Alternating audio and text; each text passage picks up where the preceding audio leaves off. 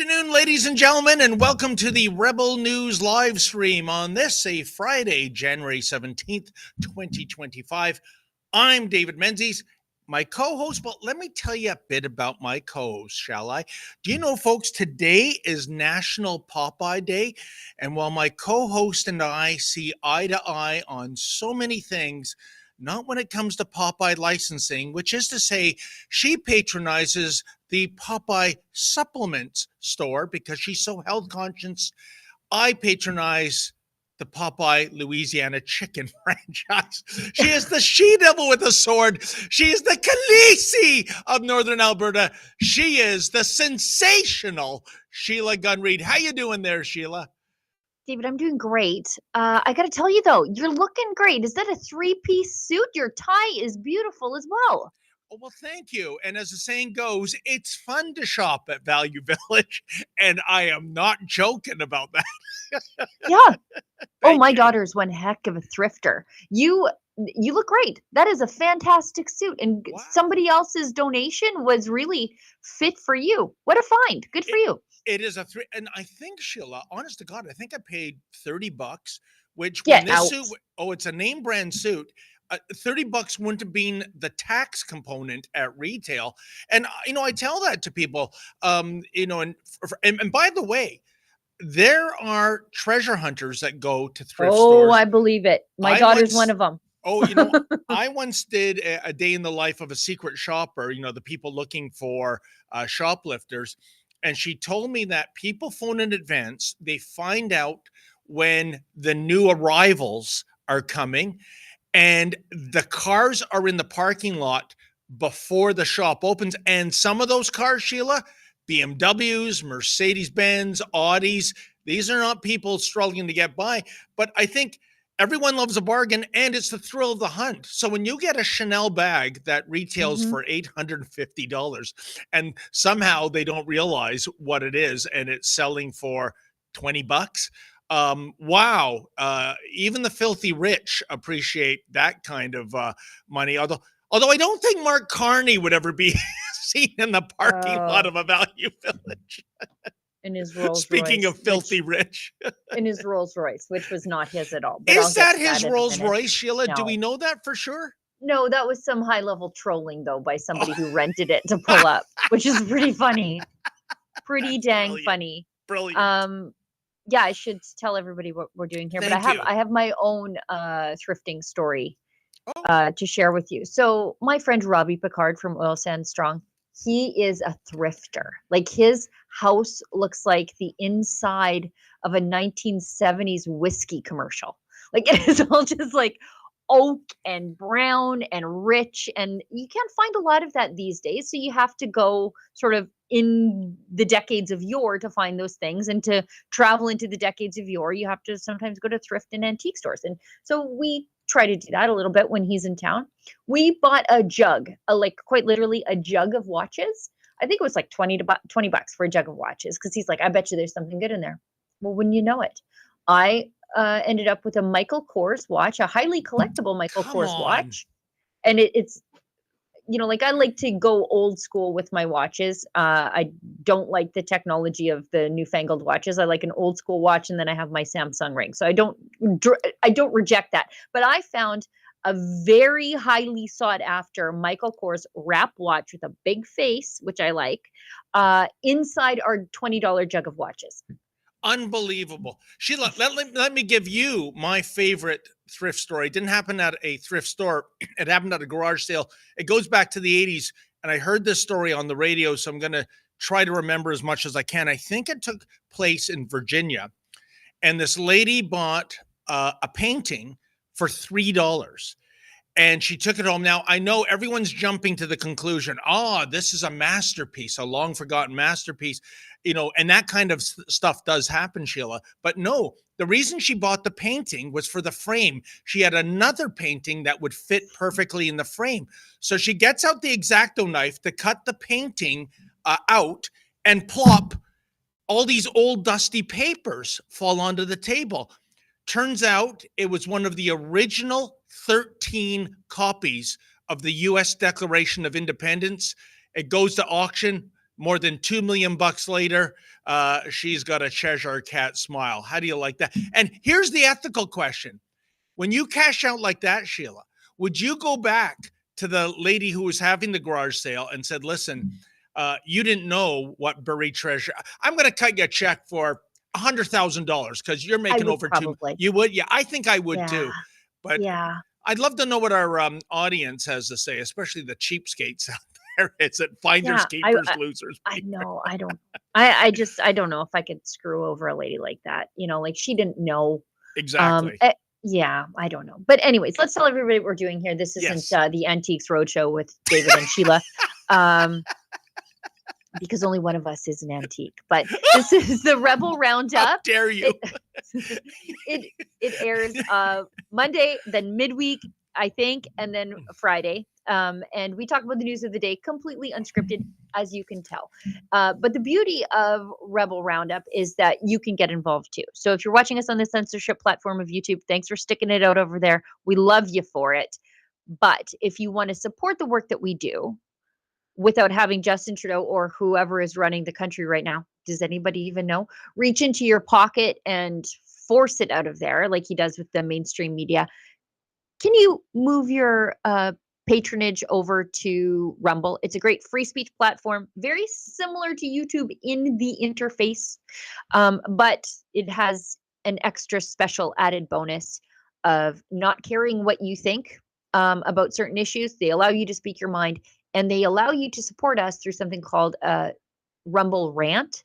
That's their paid chat over there. If your Rumble Rant to us is over the $5 US cutoff, we are obligating ourselves to read it on air, but don't let that be the bar for entry, because as you know, every little bit helps us here at Rebel News, and we frequently take the time to read the rants that are under the $5 US mandatory for reading cutoff.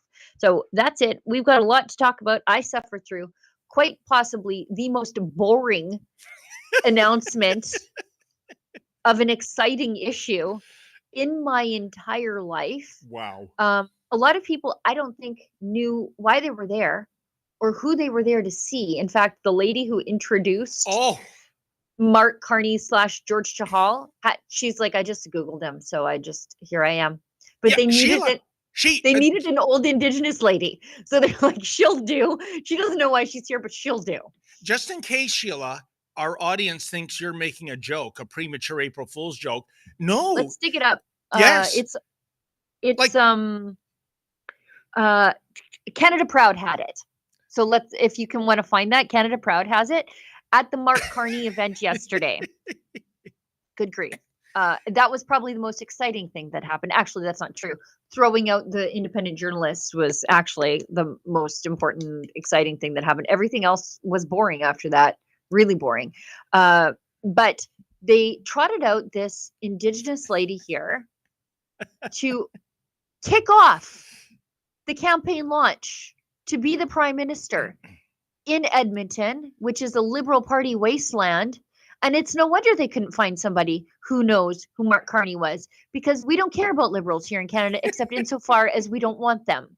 But they found this lady who is willing to just take to the podium. I guess maybe her bridge partner didn't show up at the senior center, and so they brought her to the Carney event. But look at this. She has no idea why she's there. I would like to say a special prayer for Mr. Carney, because he's going to need prayers to be strong. I just met him today. I have never met him, but I Googled him. I would like to say a special prayer for him. She just Googled him. Sheila, this is a triple fail. First of all, I think the lowest benchmark of introducing somebody, you should know who they are and maybe have actually met them. And the phrase, he's going to need prayers, that's what you would say for somebody whose back is against the wall, kind of like a team in a best of 7 series and they're down 3 games to 0. Yeah, you need prayers because the chances of coming back from that are very remote. And then, I Googled them, right? I Googled them The guy, he's not exactly an unknown. This is, remember, the outsider who advises the Prime Minister of Canada, the Prime Minister of the UK, and the President of France. I think that's about as inside as you can get. Oh. And she has to Google that? Well, that shows that she's not an engaged Liberal operative. So I guess that means she's a smart lady. But this was the best the Liberals could do. And then they had George Chahal introduce him. So they brought in the other Liberal from Alberta because Randy, or one of the Randys, has decided to endorse Chrystia Freeland. So he's the Edmonton Liberal who will lose his seat. Undoubtedly will lose his seat. He's going to lose his seat, and he's already decided to endorse Chrystia Freeland. I can't believe she wanted that endorsement, but whatever. And so they brought up George Chahal from Edmonton to do the campaign kickoff in. They brought him from Calgary to do the campaign kickoff in Edmonton, and as you'll recall, he's a porch pirate. So he's the guy who stole all the lit from the Conservative candidate in his riding. He was stealing it out of mailboxes. And then, my favorite part of this whole thing is he starts listing off all the things that are wrong in Canada. And I'm like, George, the phone call's coming from inside the house. Like, you guys did that. Oh, memories of Black Christmas. Sheila, by the way, sometimes we are in the position of breaking news on the live stream, and such is the case right now.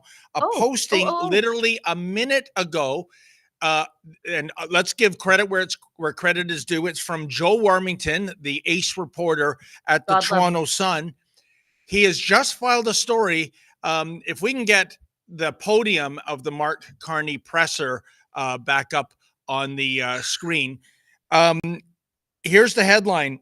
Minutes into launching bid for PM, Mark Carney told to cease using campaign logo. He's received a cease and desist letter from MetCredit. It's almost a mirror image. And you know, Sheila, again, this doesn't speak of being cheap, I don't think, because Carney's loaded, but it speaks of incompetence that, you know, a lot of thought goes into, or should go into, a logo, especially if this is going to be your symbol for years, decades moving down the road. And you see that, to me, it's almost a little ripoff of the Petro-Canada logo. But there's a company called MetCredit, and they've sent a cease and desist letter. So I wonder, does Mark Carney lawyer up, or is that the last we've seen of that logo? I'm not sure, but MetCredit tweeted to Mark Carney yesterday when he said, "I'm in." They said, okay, thanks, Mark, but we're apolitical. Yeah, beautiful logo, Mark, but we're apolitical. And then signed it Brian Sommerfeld. So someone who works, and by the way, this, like, I'm in, that's just ripe for Photoshop. Like, I'm whatever. Like, you could, so not very bright all around from Mark Carney. But yeah, like, his campaign didn't do like a quick logo check or anything like that. I'm actually shocked that they sent him a cease and desist, because this is Mark Carney. I'm surprised he didn't send them a cease and desist. Great point. Given the way in which banks are federally regulated, and we saw the ultimate disgrace of the banks by freezing bank accounts back in 2022, which they did not have to do, contrary to what the Banking Association tells you, folks. The insurance companies were ordered to cancel the auto insurance policies of the truckers, and they said no. They haven't broken any law. They're not defaulting on their premiums. So no. And okay, so the banks could have taken a principled and righteous stance, and they did. But I never thought of it. You know, good for you, Sheila, for thinking about what credit might be getting into. But at the end of the day, I'm looking at the two logos, Sheila, and they're very much super similar. MetCredit has a legitimate beef. Of course they do. Of course they do. And I can't imagine MetCredit wants their horse hitched to that cart as it plummets over the cliff. Like, I just, whatever, but like, good for them. Good for them. Yeah. Way to punch up, guys. Let's get into the campaign launch, because we are 60 minutes in. We haven't really shown anything. Carney told a very bored and unelectric crowd. Like, I've been to Poilievre events, and it is young, it's energetic, it's diverse. If you care about those things, it, like, the energy in the room is, and I've been to a lot of political events, and it is exciting. And it is like old people, young people. You can tell that people are rich. You can tell that there are blue collar people coming like straight from their job as a welder or whatever. They're like, it's very, and it's packed. This was nap time at the nursing home in Edmonton. Anyways, here's a clip of Mark Carney telling the crowd that the good times are all gone. Now, he neglects to tell the crowd that who pissed away the good times, that would be the Liberals, and who advised them how to do it, that would be him. Yep. So let's show this. But those good old times, my friends, are over. Our times are anything but ordinary.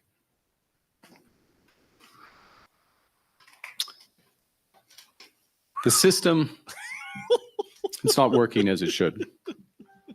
And it's not working as it could. People are anxious. No wonder. Too many are falling behind. Too many young people can't afford a home. Too many people can't find a doctor. And then we're living through the two biggest technological revolutions since they split the atom. And our climate is changing in ways that threatens livelihoods from Fort Mac to Fort Smith. And then on top of that, as George just mentioned, in just 4 days, the United States will swear in Donald Trump as their 47th president, a man who threatens economic force on his closest, most steadfast allies, including Canada. No. Yeah, gee, Boring, right? Yeah, I wonder why that would be. Maybe we're not living up to our NATO commitments and have no intention of doing so until 2032. Maybe because the border is open for illegal aliens and fentanyl. Not as great as the southern border, which is an absolute sieve. And already Donald Trump, not even in office, is getting results. And Sheila, you are right. Nap time at the old folks lodge. Did you see that poor kid in the Oilers jersey? I thought he was going to pass out. He was trying to stay upright, and he was slouching over, and his eyes were going to the back of his head. What, who brought their kid to this snore fest? I have 2 cups of coffee in my office as we speak. And I brought them down here knowing that I would have to re-listen to Mark Carney because that was like having to donate blood. It was like all your energy just left your body. I called him an energy vampire suckling at me through the screen of my laptop, and I had to watch it a couple times because I cut the clips yesterday. Boring. But if you cut through the absolute snore fest of that, all the things he lists are things that he is responsible for. The 2 major economic issues of the Trudeau government that have been mishandled by him: COVID, and just economics in general. So if you're worried about inflation, that's his overspending. If you thought the fall economic update was a disaster, that's him. If you thought that the government overspent during COVID and it caused inflation, that's him. If you are worried about the carbon tax making life unaffordable, that's him. These are his issues. He did this. Now he's pointing out, yeah, guys, it's tough out there. Yeah, I know you made it tough, buddy. It was like you. Trudeau is really an empty vessel, right? People just pour their dumb ideas into him and he thinks they're good. And then he repeats them. The dumb ideas coming at Justin Trudeau, well, the headwaters of them that flow down to him are the World Economic Forum and Economic Forum people like Mark Carney whispering in his ear like some Rasputin. I don't know how you say it, but that's who he is. That's who Carney is. So if you think you're getting something different, you're getting more of the same. In fact, I got to give the Liberals credit. If they pick Carney, they're just cutting out the middleman. Yeah, that's a great point, Sheila. But you know what? The message stinks, but more to the point, the delivery of the message also stinks because where's the sizzle? I mean, as much as Mark Carney was denouncing Donald Trump, he should tune into the Trump rally in D.C. on Sunday, the day before inauguration, and get an idea how it's done. I mean, the atmosphere at a Trump rally is electrifying, and Trump is just, he's not reading off a teleprompter or a script. He's just, speaking off the cuff. He's making jokes, and good jokes at that. Donald Trump doesn't get enough credit for his sense of humor. And it's kind of funny because as much as the Jon Stewart show, I thought, was like, what's he doing there? At least he came across, Sheila, as comfortable in that environment. And he was making jokes. What happened at this Edmonton presser? You could have heard a needle drop. There was nobody clapping, even at the times where they're supposed to clap. I'm mystified at how that happened, especially since Carney has the resources to astroturf that room, have people come in like paid actors, plants. You'd have to fly him in. This is Edmonton. Yeah, well, he's got that cash. Yeah. At one point, he tried a joke. Actually, he tried two, and the crowd audibly groaned. He said something like, "We're going to give a plan, not slogans." No. And I'm like, they were like, ugh. I just was like, give me something for the cringe and let me die. Like, it was just so bad. He did take a swipe at Premier Danielle Smith, and I know Olivia wants to move ahead, but I think it's a pretty short clip. He comes to Alberta.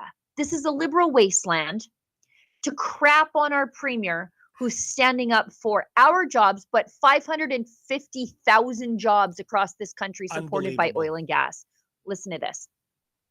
Let me tell you one other thing. In these times, sending Pierre Poilievre to negotiate with Donald Trump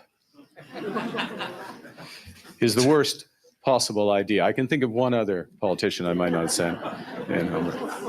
Oh, who? It just came to me in the last 24 hours.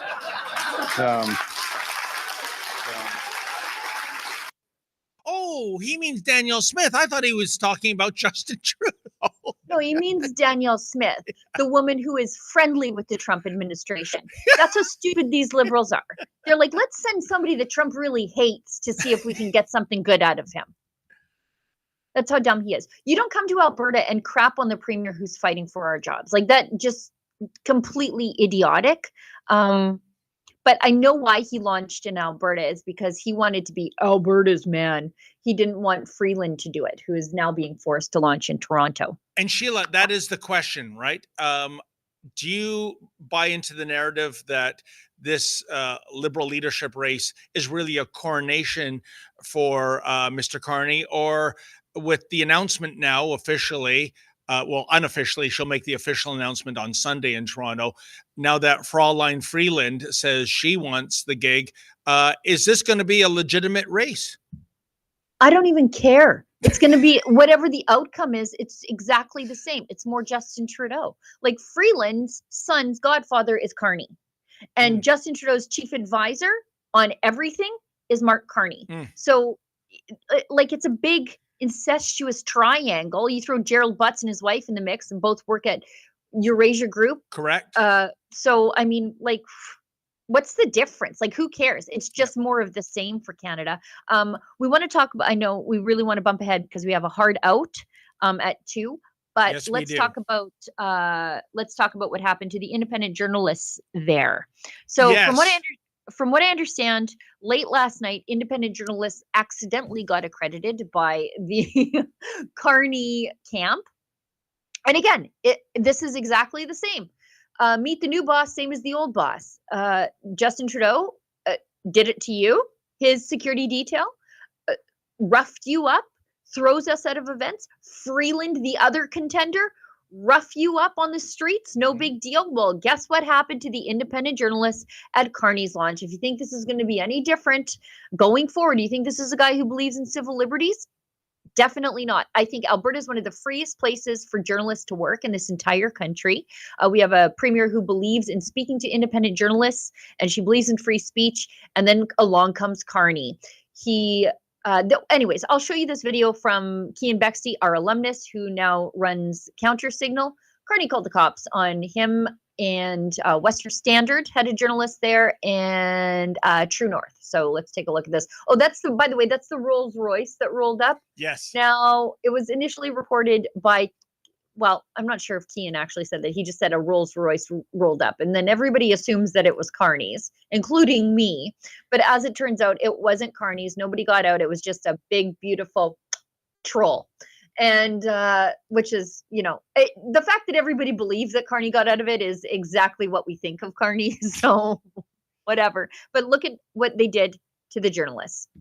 You guys are the two. You've been advised to leave? By nobody who's identifying themselves. They're just random. A random dude came up and said that it's this fellow as well. We're just if we have to leave, I'm happy to leave. But nobody is from whoever's booked this has told us that they're actually an authority figure. Just people that I think don't like us. So. Okay, you are trespassing, so you need to leave the property. Okay. All right. Do you want to come out this way so you're not walking in front of all of them? I don't, sure. Yeah. Okay. Happy to. Yep. They're going to come this way with us? Okay. What's your position in the campaign? No. Why am I time to go through? Sorry, they're going to come through here. Yes. Go this way with these guys. Hi, George. Have you stolen anything lately?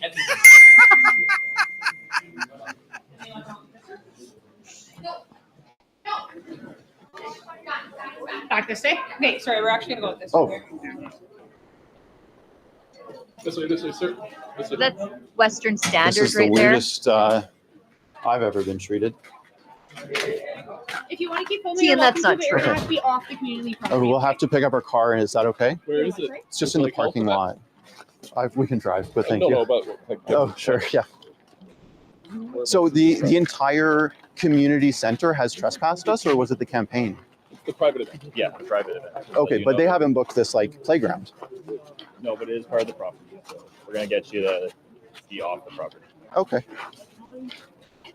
You're free to film from there, but sure, yeah. Well, thanks for being so professional about this. It's strange treatment from someone who wants to be the Prime Minister of this country.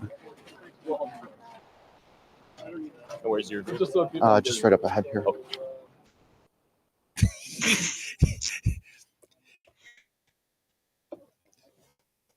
Yeah. Yeah, Isn't there's that my car. wild? It's the stretch Rolls-Royce Silver Shadow.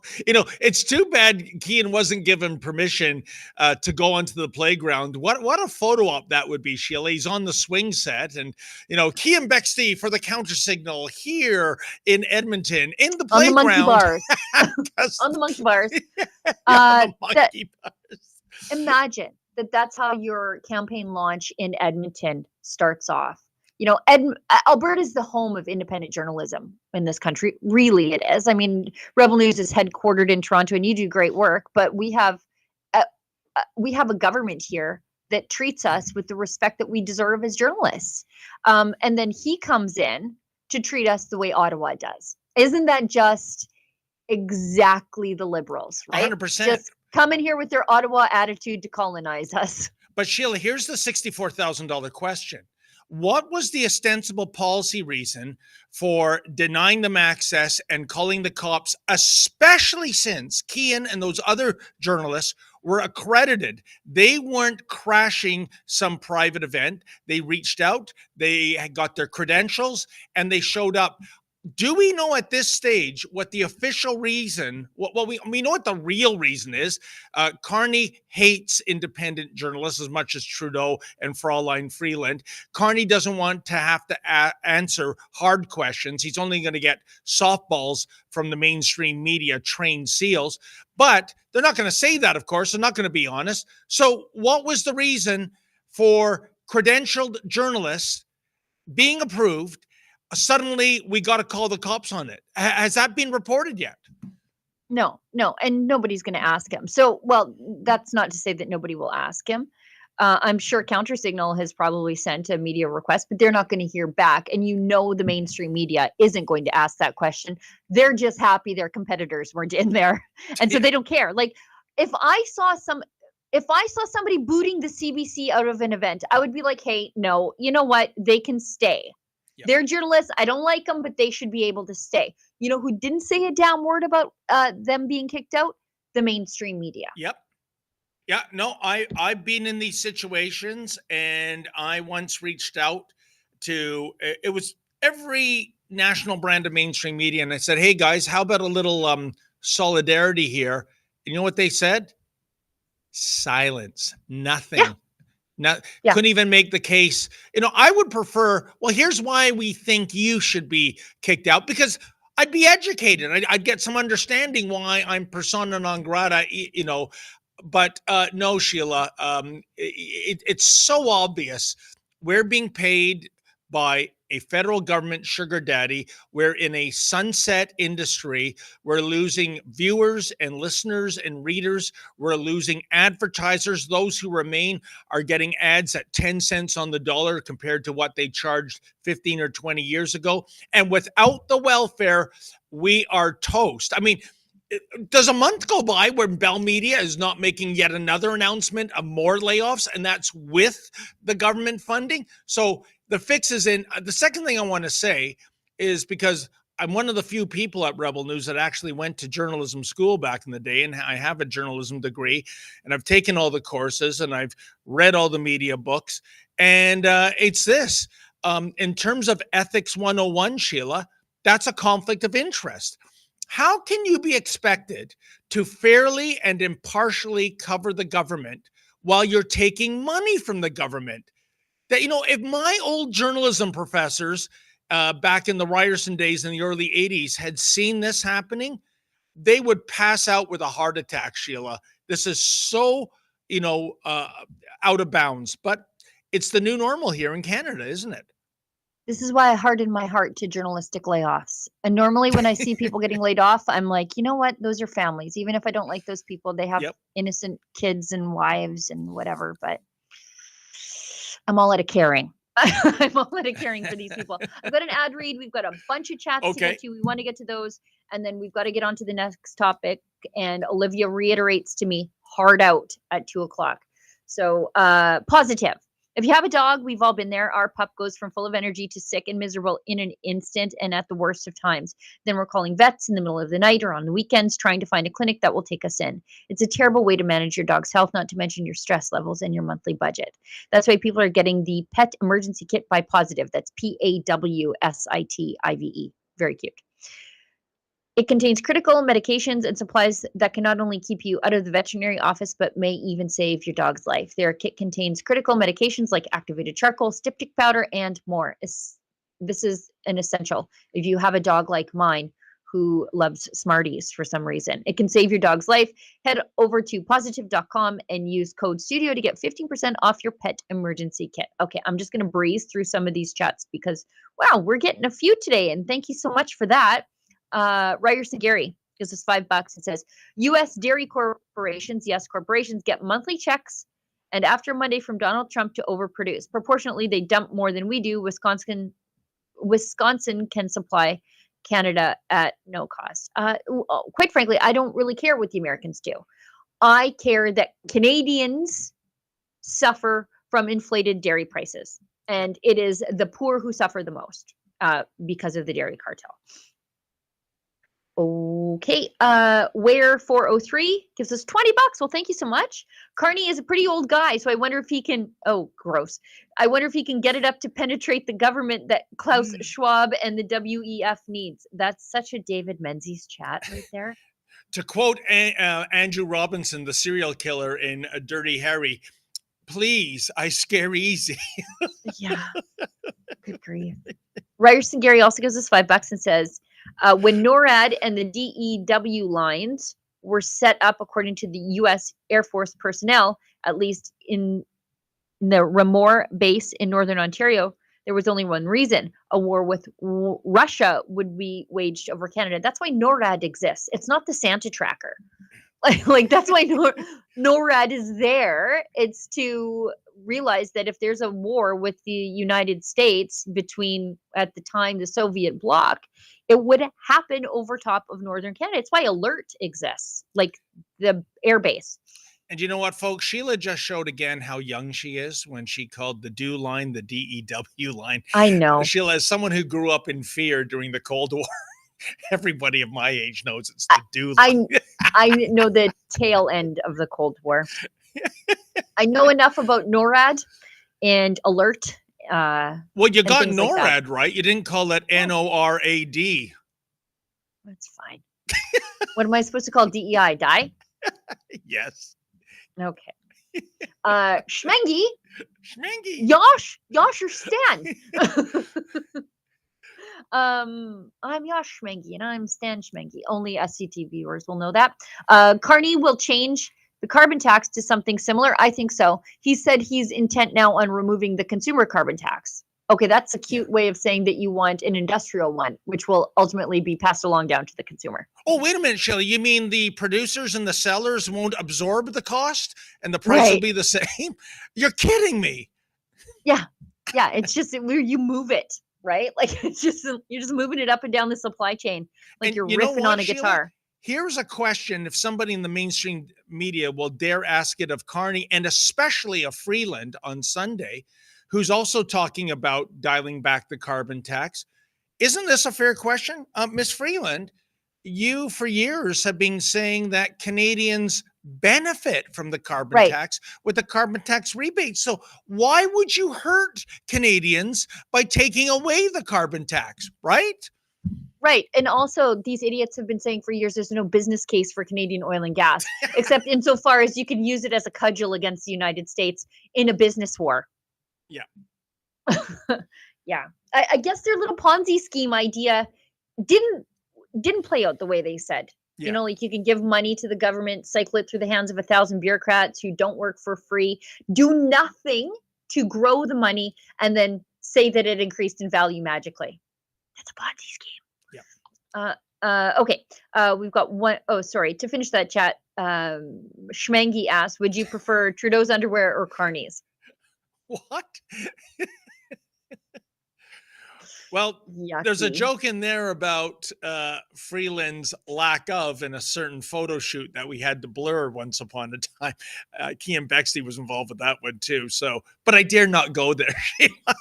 Poor Cian. Just poor Cian. I can't believe that he had, you know what? No wonder he went on to do his own thing, because we did that to him a little bit.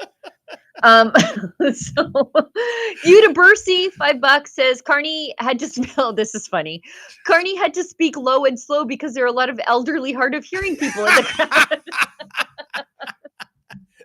Yeah, and instead of applause or laughter or booing at the right time when mentioned the opposition, the reaction was, it was kind of akin to Kirk Douglas back in his later days. You know, what are you saying?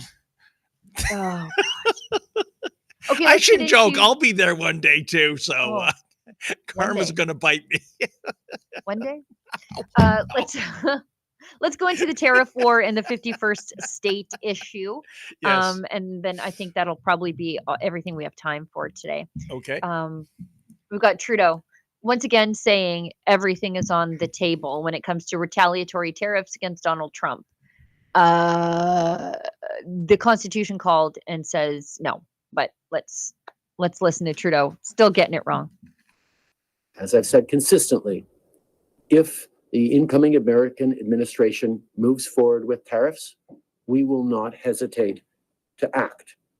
We will respond, and I will say it again, everything is on the table. Now, with the help of all of you, I hope we can avoid that outcome. But if the worst case scenario comes to pass, we will need all your knowledge, insights, expertise, and quite frankly, connections with American business leaders and political leaders to make sure that they know that the decision to impose tariffs on Canada will hurt Americans first and foremost. We need to respond in the most appropriate way to demonstrate there are no winners in a trade fight and to best support our friends, our neighbors, and our Canadian family who are most affected by the tariffs. As we said on Wednesday, if one region or one industry ends up carrying a larger burden of defending Canadians, we will make sure that all Canadians step up to support that region or industry. We're in this together. We're are not all doing that. Canadians together across the country in every different jobs and industry. No one area will be singled out to fight for all of Canada because all Canadians will be fighting for Canada. Sheila, we're going to be true Canadians. That's enough for him. Yeah. Sheila, I want to get your Western perspective. I'm just going to weigh in. I think I might have said this the other day, but I'm going to say it again. The Prime Minister should be aware that everything is on the table is now bastardized language, thanks to his second banana cohort, Jagmeet Sellout Singh. Everything is on the table, Jagmeet. What about your pension? What about stepping down? Oh, no, that's not on the table. In fact, that's in a vault under guard duty. It reminds me, once upon a time, Sheila, I used to write a column for Marketing Magazine. I remember talking to a marketing expert about the phrase new and improved. And same thing, that is now bastardized language, because once upon a time, they would reformulate the cookies and it would be a new formula and it would be an improved taste. Now, new and improved is basically used by the packaged goods industry when they refresh their logo. There's nothing new and improved about that. So I just want to say, the Prime Minister, for his own good, he should rethink these phrases because they are completely bastardized for those, at least, who are paying attention. Justin Trudeau does not rethink things. He doesn't even do the first think, let alone to rethink. Let's go into, I'm trying to breeze through these and then I'll give my comments because we'll show you what Danielle Smith says, because this is all targeted at her. They're saying that one industry should not be forced to carry the weight of Canada. Yeah, we know, but we've been doing it in Alberta for since always. Enjoy your transfer payments, jerks. Oh, boy. Right? Yeah, we've been doing it. So don't say that Albertans aren't doing our part. We've always done our part. We'd love to continue to do our part, actually. But anyway, Melanie Joly, who the Trump camp hates, and I believe the feeling is mutual, she says they're going to retaliate. Nobody thinks to just bring the heat down a little. Why does it have to be so heated? But these people just run. Look, she's on CNN. No, don't go on Fox, lady. Go on CNN. Anyway, let's just wrong watch audience. This. Exactly. If Trump is going ahead with tariffs, he's starting a trade war. And of course we will retaliate. And you know what will happen for all those watching us right now? This will be a Trump tariff tax on Americans, because this will have an impact on jobs in many, many states. 35 states have Canada as the main export market. And at the same time, we know that we can do a lot to make sure that ultimately at the grocery store, at the pump, when it comes to heating costs, not at the pump. Try to make sure that things are not as costly. But if we have 25% tariffs against us, of course we will retaliate. And of course that will translate into a tax on Americans. Can you describe in any greater detail exactly how Canada would retaliate? Listen, we still want to make sure that we get to a deal without any tariffs. We think we can get there. We have the USMCA, which was, according to President Trump himself, the best deal ever signed by the American administration. We believe it was a win-win. We believe that we're able to create jobs together. And we know that we have to continue to fight inflation. At the same time, we will continue to make sure that we fight back if there's a threat, and everything is on the table.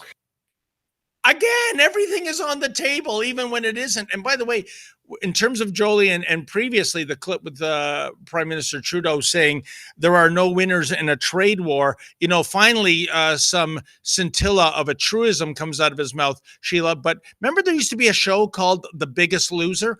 In a trade war between the U.S. and Canada, we, the Dominion of Canada, we are the biggest loser.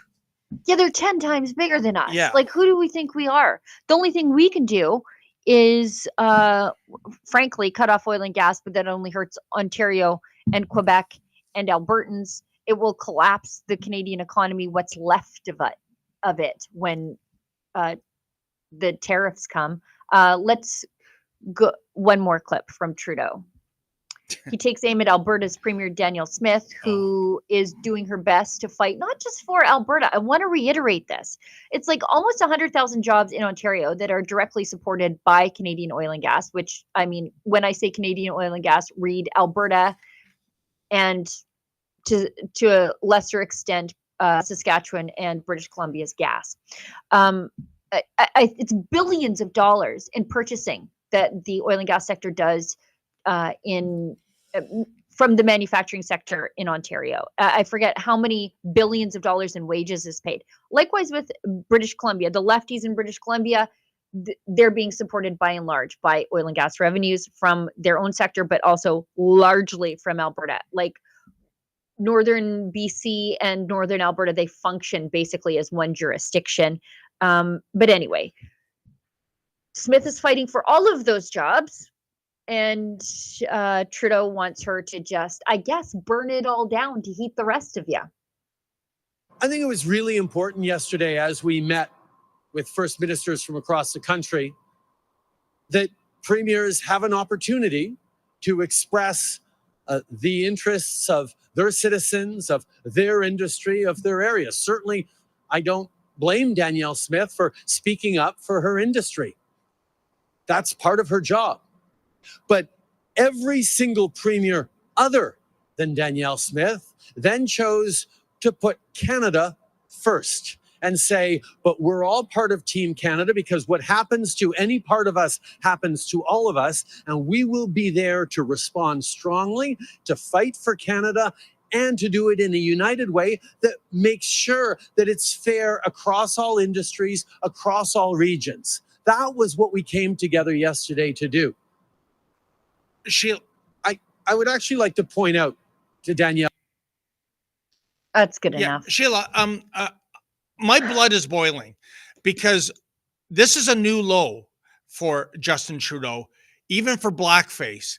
For him to infer, as he did in that statement, that Danielle Smith is anti-Canadian, that she's traitorous for speaking up for her constituents, for defending vital industries to Alberta. This is a new low. That is the most shameful thing this guy has said in this calendar year, at least. Yeah. Apparently, as it is always the case, because it's always Alberta, we have to throw ourselves on the bonfire for the rest of this country. And it is not happening again. As I explained in the staff meeting the other day, one of my earliest memories, I think it might be my earliest memory, my parents worried about money because of the National Energy Program. My dad worked in the oil patch, as my grandpa did, as my son does, as basically every male in my family has for generations. And it was a way to supplement the farm income because of this, how, like harvest and planting, it works alongside the breaks in the oil and gas sector. And the National Energy Program hit, my dad's job disappeared, and interest rates went up. And we almost lost the farm that we have had since 1903. And a lot of us remember that. And they are asking us to do the exact same thing again, where we are supposed to shutter ourselves in for the sake of the rest of the country. During the National Energy Program, we were forced to sell at a reduced rate to the rest of you. And it caused our investment just went away, went to West Texas. Went to the Middle East. And that will happen again because the world needs oil. America needs oil. Now, right now, they're getting it from us. And they're getting it from us at a reduced rate because Justin Trudeau forced us into a monopoly with them by denying our export pipelines. Exactly. And so now he's using that monopoly against us and saying that we are bad Canadians because we don't want to lose everything we have because Doug Ford wasn't cagey enough to follow Danielle Smith to Mar-a-Lago to make the case for Ontario industries. Oh, blackface. It's just the hypocrisy is off the chart, Sheila. For him to basically say to Danielle Smith, hey, take one for the team again. Meanwhile, Trudeau has told the leaders of Germany, Japan, Greece, oh, no, there's no business case for $1 trillion worth of energy exports to your nations. $1 trillion. Isn't that the size of the Canadian economy? But then again, the budget will balance himself. You'll have to forgive me if I don't know anything about monetary policy. I mean, it is absolutely unbelievable that this guy who is behind a screw job of Alberta by not allowing your province to export all these trillions of dollars of wealth, Sheila, to other markets, has the audacity to show up this week and say, hey, Danielle, take one for the team, just suffer and be a true Canadian. It's despicable. How dare he call us bad Canadians? You want to shove us at a confederation? This is how you do it. Yeah. We have stepped up for generations. We have delivered our wealth to the rest of this country, developed our natural resources when other provinces, I'm looking at you, Quebec, refused to. They took our wealth, lived high on the hog because of us, and now they want us to sacrifice ourselves one more time. We're happy to contribute to this country by and large. It's a little too much most of the time, but we're happy to do more, by the way, than the rest of this country, to up the standard of living in this country. All we ask is that you leave us alone to do it. And they won't even do that for us. And just to reiterate the points that I was making on the National Energy Program, for those of us who are old enough to remember it, and like I said, it was very early in my time on this earth, and it took a very long time for my family to drag itself out of the mess created by the last Prime Minister Trudeau. But Danielle Smith tweeted about it this morning for the rest of the country, in case you didn't have to experience what so many of us did in Alberta when all we wanted to do was work. This is what happened. This is what she says. This is what happened the last time a Trudeau slapped an export tax on Alberta energy. Efron put it in the Slack tweet. It's a tweet from Premier Smith. Olivia, do you want to bring that up? There we go. Yeah, here it is. Here's what happened the last time a Trudeau slapped an export tax on Alberta energy. Unemployment quadrupled from 3.7%. So anything under 4% is like constructive negative unemployment, up to 12.4% as thousands lost their jobs, and it damn near happened overnight. Home values plummeted 30% and thousands of people lost their homes. We had a little something called jingle mail. You won't know that phrase in the rest of the country, but mail to the bank jingled because people were mailing in their keys. Jeez. And bankruptcies rose by 150%. Tens of thousands of people left the province, plunging us into a multi-year recession. Brain drain on the economy. All of our professionals, the geologists, the technologists, they left. The petrologists, just gone.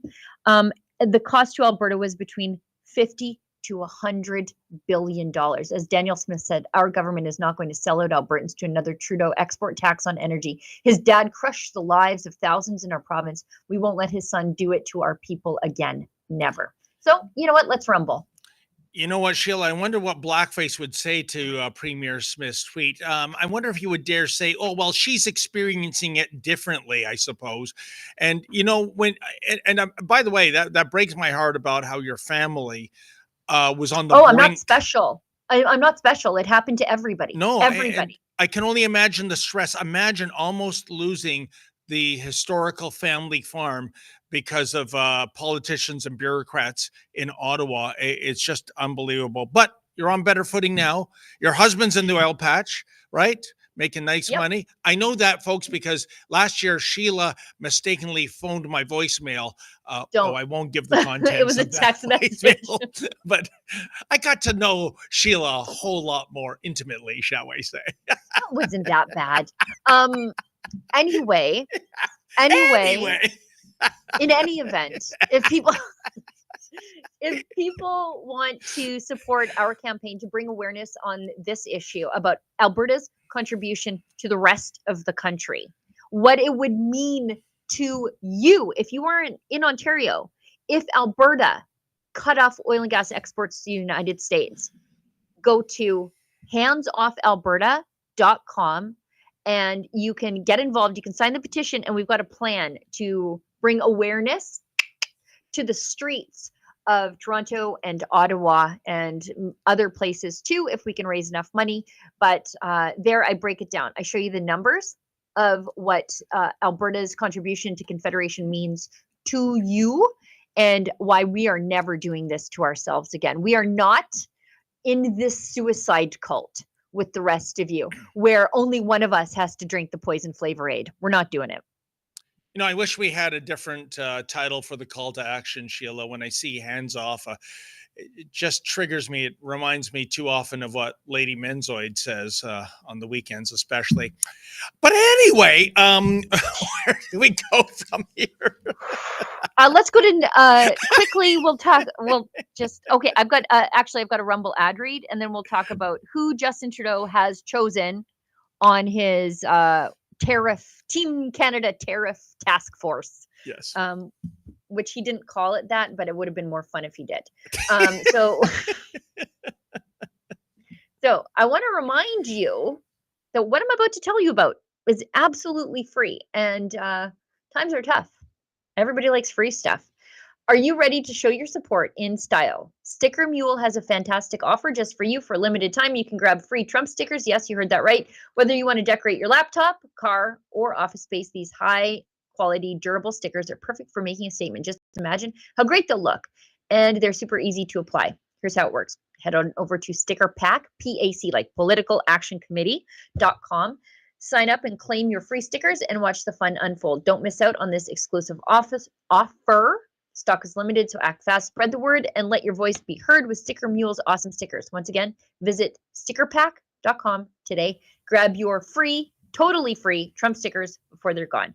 I've got, one quick Rumble rant that came in. $20 again, there, 403. Says, and now an announcement from Justin Trudeau. Quack, quack, quack, quack, quack, quack, quack, quack. It reminds you of the meow mix, like meow, meow, meow, meow, meow, meow, meow, meow. Well, Sheila, as they say on the gridiron, 2-minute warning because we have a hard out. And by the way, I do hope my Detroit Lions slaughter the Washington Commanders. Can't call them Redskins anymore. By the way, what are they commanding? Surrender? You know, the woke mob telling you to get rid of your uniforms and nickname. But I digress. So you get the last word, Sheila. 2 minutes. Okay. I'm going to try to see if we can get to both of these because they're both touching on Alberta. So Justin Trudeau names his, I forget what they call it, the Canada-U.S. Relations Council to support the federal government as it deals with the incoming Trump administration's vow to impose tariffs. And who does he name on it? There's like not a single conservative in the mix, like not a single person that Trump would like. Arlene Dickinson, not the other dragon that Trump likes from Dragon's Den. Mr. Wonderful. They picked the annoying one. Linda Hassenfratz, she's auto parts CEO of auto parts manufacturer Linmar Corp. Lana Payne, Unifor. Flavio Volpe, Auto Parts Manufacturers Association, you know him. Tabitha Bull, President and CEO of the Canadian Council for Indigenous Business. Shahrzad Rafati, CEO of RHEI Holdings. Hassan Youssef, Independent Senator, and former President of the Canadian Labour Congress. Wes Hall, another one from Dragon's Den. Like, two dragons, and not even the one that Trump likes. Martin Caron, president of the French president of the Union of Agricultural Producers. Tim Gitzel, CEO of Cameco, and also Rachel Notley. So Rachel Notley, who is explicitly anti-American and explicitly anti-oil and gas, well, she's on this tariff task force. You know who they could have picked? I don't know, Mr. Wonderful and maybe Stephen Harper. But no, just a bunch of crazy leftist union activists and pseudo celebrities from CBC. Yeah. basically DEI hires. I say that in terms of Kevin O'Leary. He went to the big time with that genre of show, Shark Tank. And Stephen Harper, talk about an elder statesman. And come on, even you diehard liberals there, answer me truthfully the question. Are you better off today than you were under Stephen Harper a decade ago? Please be honest. And I'm already disqualifying anyone in the pharmaceutical industry. You don't count, okay? I just can't believe they picked like two of the most annoying CBC dragons instead of Kevin O'Leary. Like they're not even trying to save us from these tariffs. I know we have a hard out. Maybe we could show Naheed Nenshi, who is the leader of the NDP, former mayor of Calgary, basically saying, yes, we should shut in Alberta's oil and gas to please Justin Trudeau, but we'll show that after we wrap. So David, you can wrap the show, and then maybe we can just, if people want to stick around after we say goodbye, they can watch Nenshi selling out Alberta to butt kiss Trudeau. Yeah, and keep in mind, folks, this guy used to be the mayor of Calgary. I'll never understand that. Well, folks, it was a pleasure bringing you the live stream on this National Popeye Day. I want to thank everyone for tuning in. A special thank you to those generous donations by some of the viewers. Thank you also to super producer Olivia and my lovely co-host Sheila Gunn Reid. I will be back here for sure, I think, on Monday. Sheila will be in parts unknown, shall we say? No, we launched it. We told people where we're going now. I sort of mentioned it in the podcast version of my Wednesday show, The Gun Show. I'll be in Davos. Or as we like to call it, Carney Town. Yeah. So the lovable Sheila Gunn Reid, she's going to be a Swiss Miss. See what I said there? So until Monday, as always, have a great weekend. Stay safe and stay sane. Hi, I'm Naheed Nenshi, leader of Alberta's New Democrats, coming to you from Fort McMurray. This region is so important to Alberta and so important to Canada. It is, in fact, the part of Canada that relies on exports to the United States more than anywhere else in the country, which means that starting next week when President Trump is inaugurated, his threat of tariffs will hurt us all as Canadians, but will hurt this region even more. So we need a provincial government that's willing to stand up for Canada, to stand up for our sovereignty and to stand up for our economy. And I'm sorry to say, we have a premier who seems to be auditioning for a permanent job on Fox News, or maybe a permanent job as President Trump's press secretary, instead of standing up for workers and standing up for everyday Albertans. Today, as we're filming this, the premier refused to sign on to a joint statement with the other premiers in the federal government saying we will fight for Canada. Instead, she wants to fight for herself, not fight for working people. Look, folks, you can't play poker with your cards face up. You can't go to a used car lot and say, this is the car of my dreams, take my money now. And that seems to be this premier's negotiating strategy. I was actually happy when I saw that she went to Mar-a-Lago to meet with Trump. I thought good for her for getting that access. What did we get out of it? In her 2-minute meeting with the president, she complimented him. She talked about how great he was, and he told her that the tariffs are coming. She's not accomplishing anything.